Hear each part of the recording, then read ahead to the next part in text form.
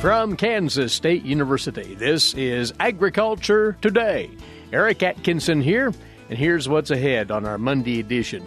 From Iowa State University, Lee Schulz on the cattle markets. Lee will go over the latest USDA WASDE report, what it said about international beef trade, and he'll get into a new analysis he's done on the factors influencing the U.S. beef supply. Also today, K-State's Sandy Johnson reminding you cow-calf producers running an AI program of the guidelines for handling beef semen before administering it to fully preserve the viability of that product. And on this week's Wildlife Management segment, K-State's Drew Ricketts will go over a new study of prescribed pasture burning and the impact on quail nesting success. That's what's ahead on this Agriculture Today.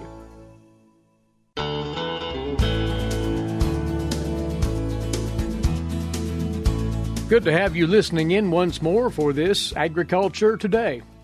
As you know, each Monday we open up with a glance to the cattle markets, and this time joining us and allowing his input on the trades, Lee Schulz, livestock economist out of Iowa State University. We have a couple of main points we want to get into, Lee. The World Agricultural Supply and Demand Estimates report from the USDA this past Thursday, which does cover meats, including beef, and what affects supply moving forward. More on that in a second, but fed cattle prices this past week impressively managed to hold steady, although there were several negative crosswinds, if you will. Talk about that. Well, I think when you look at the negative crosswinds, you got to point to the live cattle futures market. You know, we did see some volatility there, you know, with the Wednesday, a pretty strong trade, but overall, you know, markets were down. The June contract, that's really tethered to cash currently. Basis levels are really strong. It's not so much because cash prices are so great. It's because the futures prices have been taking a step back there. You know, when you look at, we were down roughly $3 to $4 on the futures market as you look at those deferred contracts. Overall, we've seen cash hold relatively strong to those.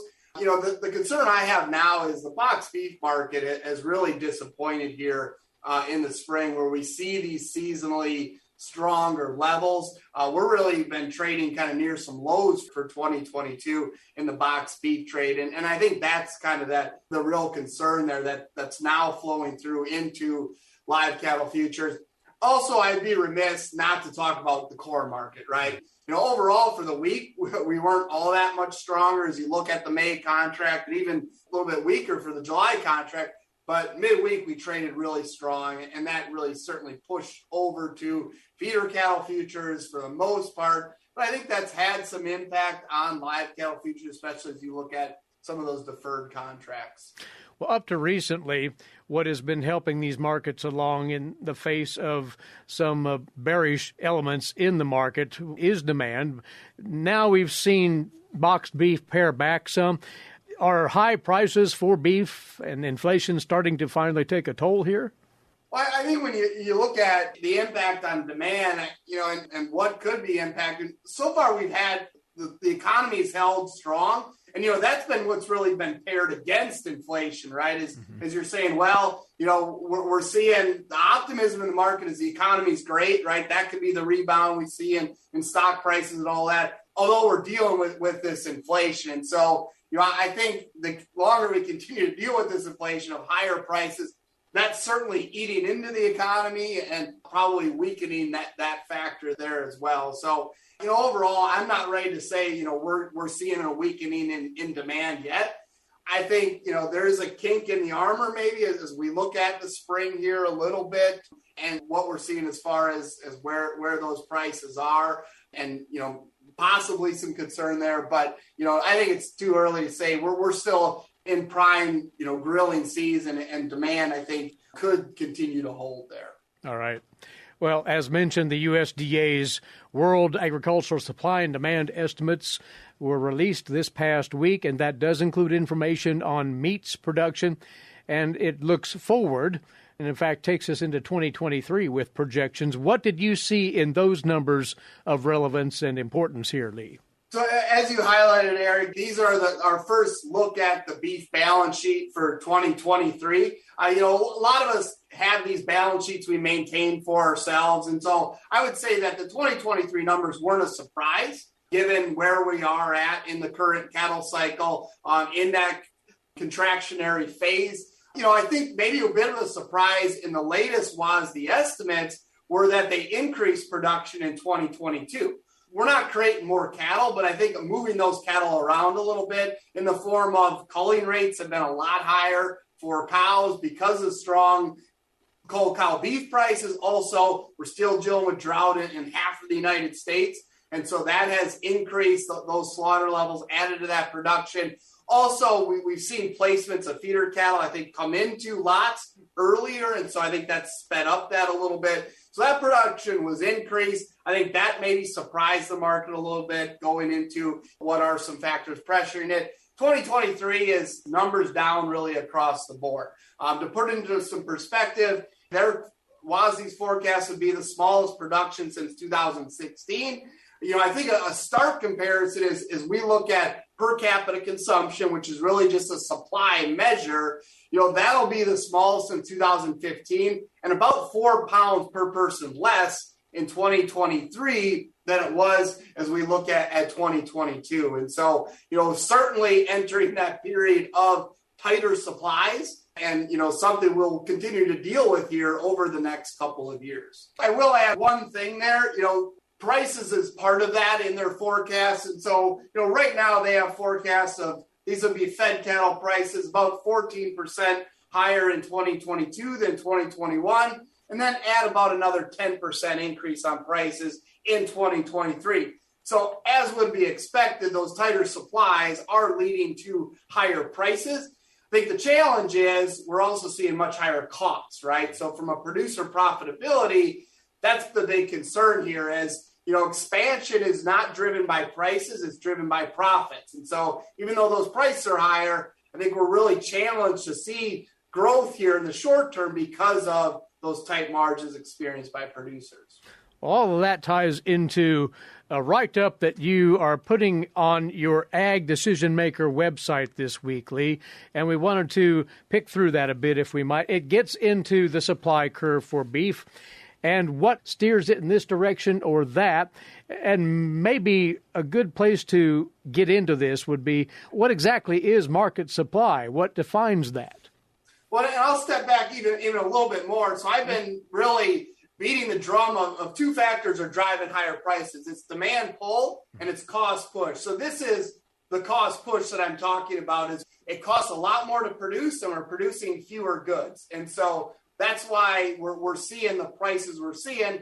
I'm taking at it from the supply side here. So the supply side is really looking at all those quantities of production that producers are willing and able to provide at certain prices. It gives us that supply curve. So at higher prices, producers will produce more because we have that upward sloping supply curve.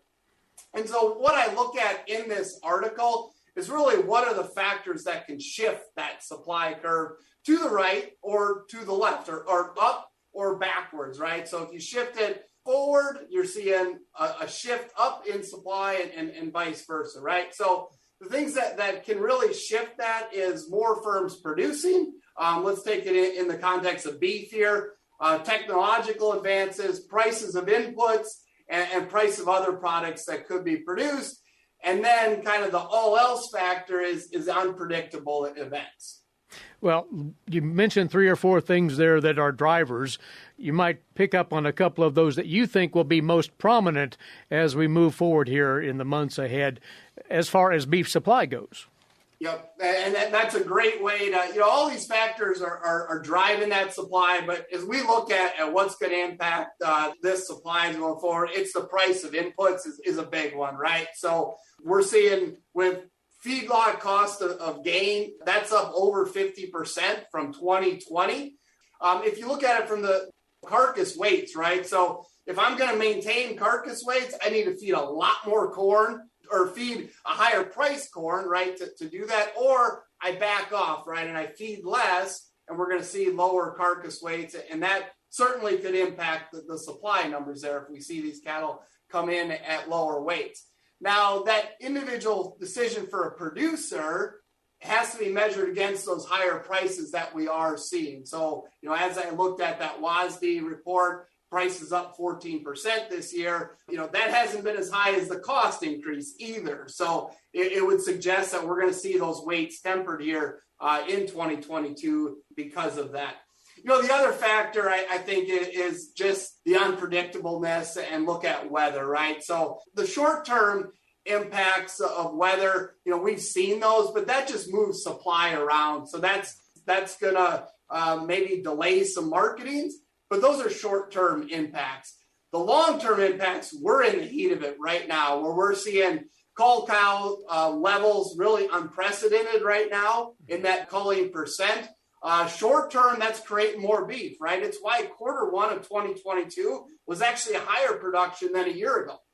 Because we're seeing more cows on the market, more heifers on the market.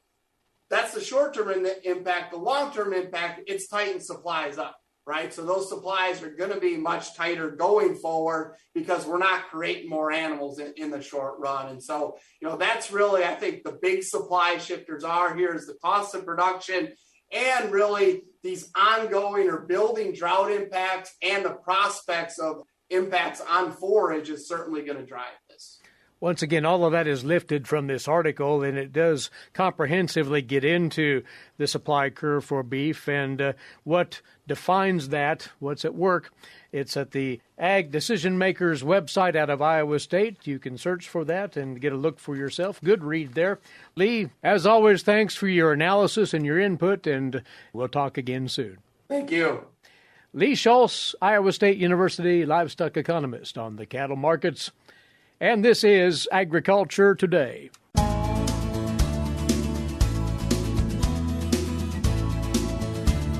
You're listening to Agriculture Today.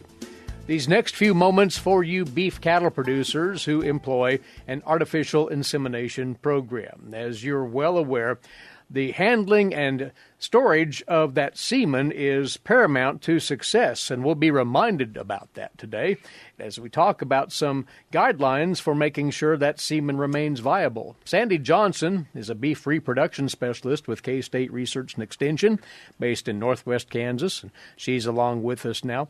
We probably can't overstate it, Sandy, that if one wants to succeed with their AI program, it starts with how they manage that product, right? That's right. If you don't have high quality semen, you'll spend a lot of time and be very, very disappointed. And it amounts to keeping that semen at a cold temperature prior to administering it. How we typically manage that physically to assure the quality of that semen and its function.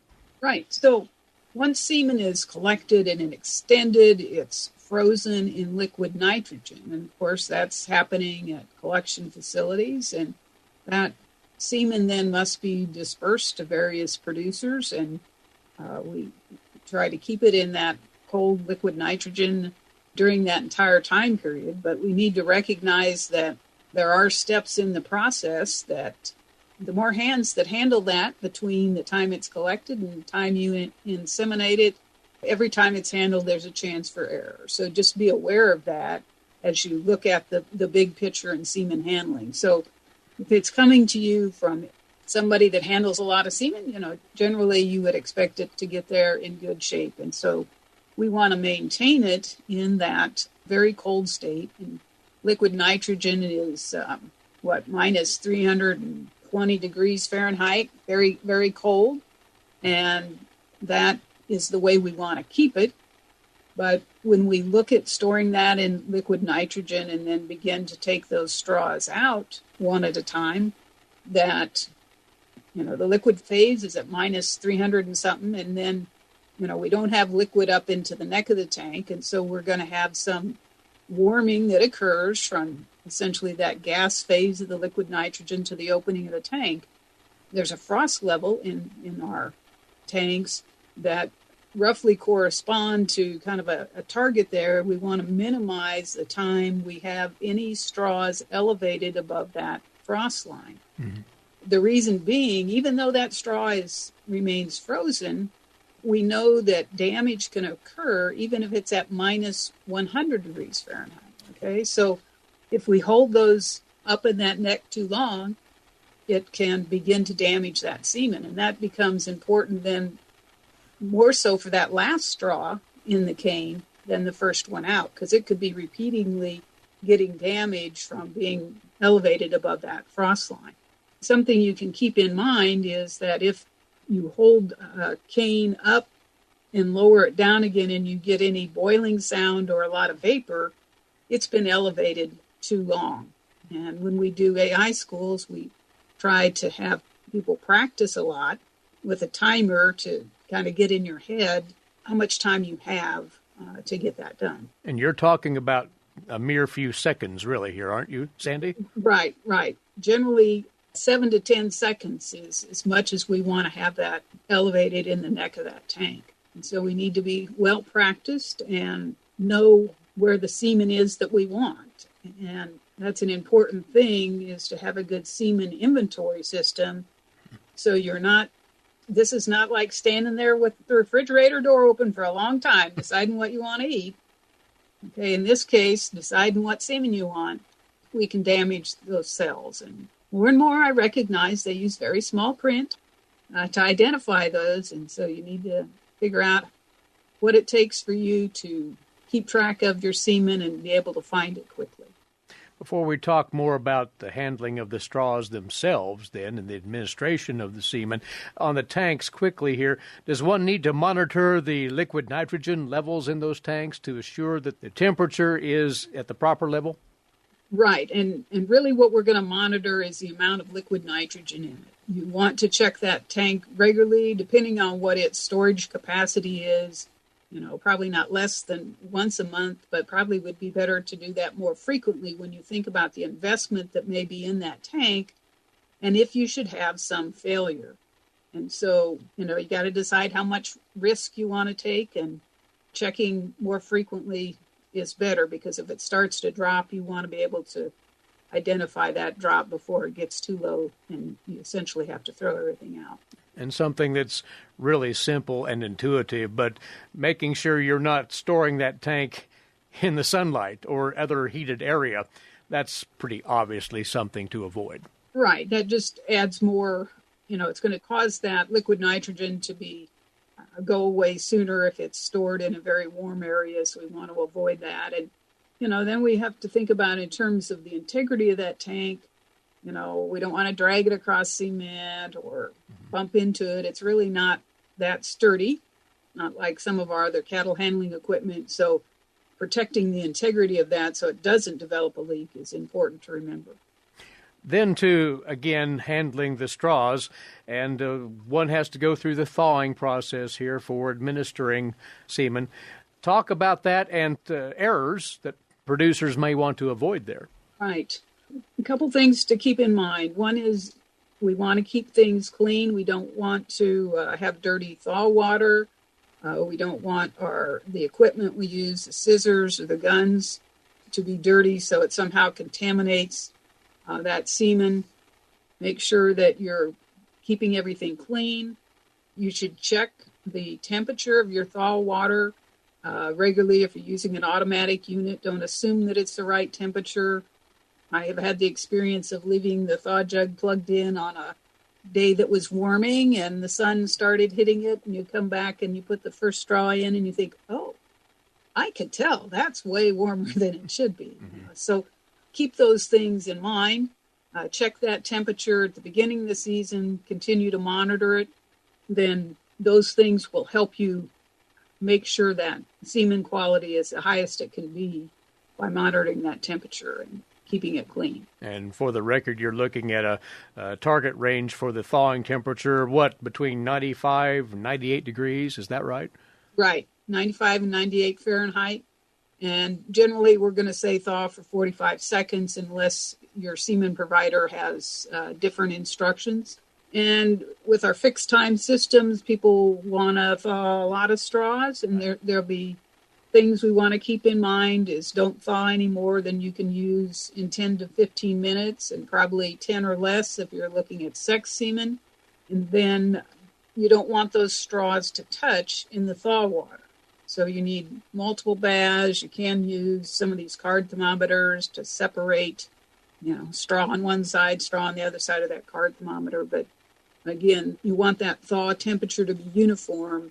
And if the straws are frozen together, that slows that thawing process. And those things are important to getting the most viable cells as we can. And one more particular on that, one should dry those straws out post-thawing, because that's very important as far as semen integrity. Right. Water is not good for semen, so make sure that you do a good job drying. And then once you have, we won't get into loading the gun, but we want to try and minimize any temperature shock once we take that out of the water and from the time it takes us to get into the cow. And so warming our gun, maybe you're using a gun warmer, put it up next to your body. We want to avoid cold shock. Right. One last thing here, Sandy, important to anybody involved in the process, that is personal safety. Liquid nitrogen is not something you want on your person, and you need to take all measures to assure that doesn't happen.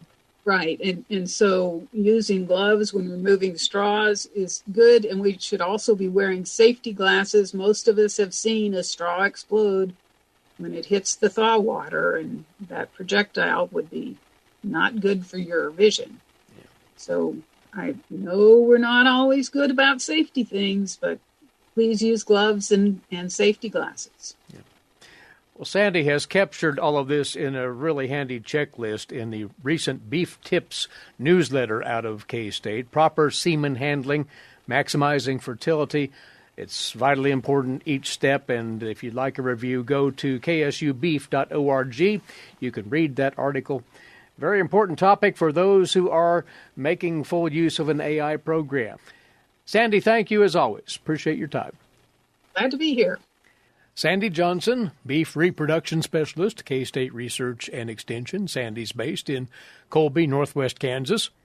And by the way, she and others of the K-State Research and Extension Beef team will be hosting a special Dealing with Drought webinar this coming Thursday, the 19th of May, over the noon hour. This to provide information and to answer questions to help you producers weigh your options associated with current feed prices and forage availability. This webinar is free, open to anyone. However, registration is required. The easiest way to do that is to go to ksubeef.org. You'll see a registration link right there at the top of the page. For this Dealing with Drought webinar for cow-calf producers from noon to 1 this Thursday, the 19th. We'll be back on Agriculture Today.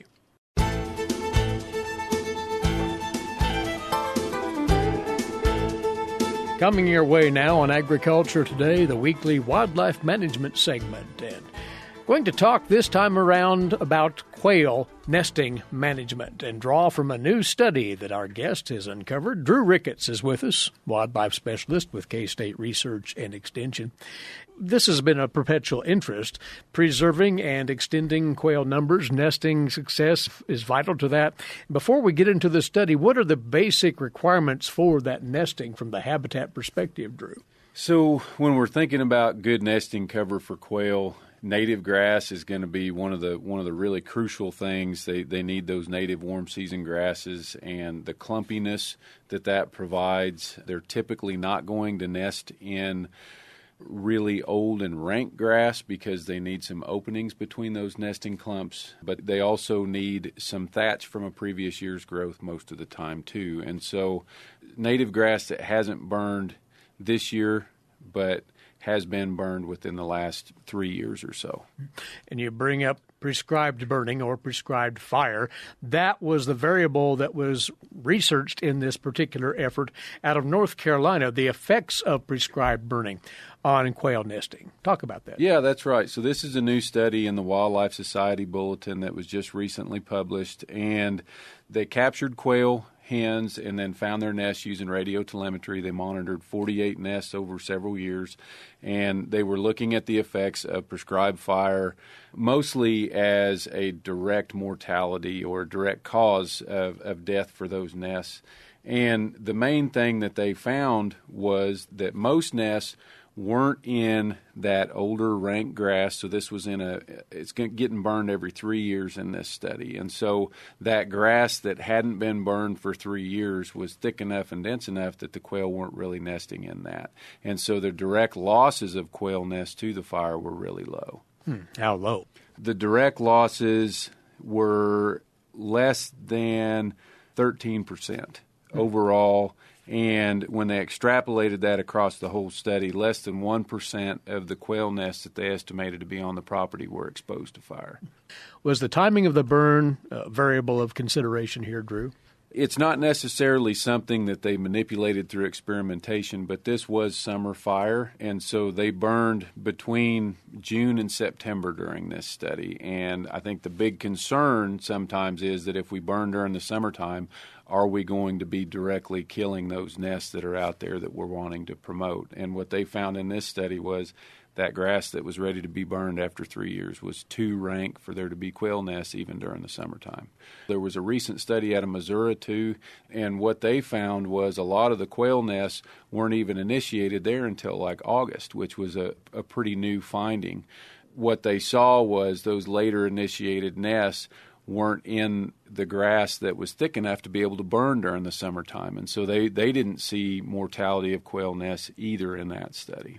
So the impact sounds as if it's negligible, but does this then apply back to our conditions here in the state of Kansas, do you think? For sure. And, when we're thinking about managing rangelands for quail, fire is an integral part of that. We can't have the nesting cover that they need if they don't have fire, but they also need different stages of regrowth after burning, and grazing can be incorporated in that.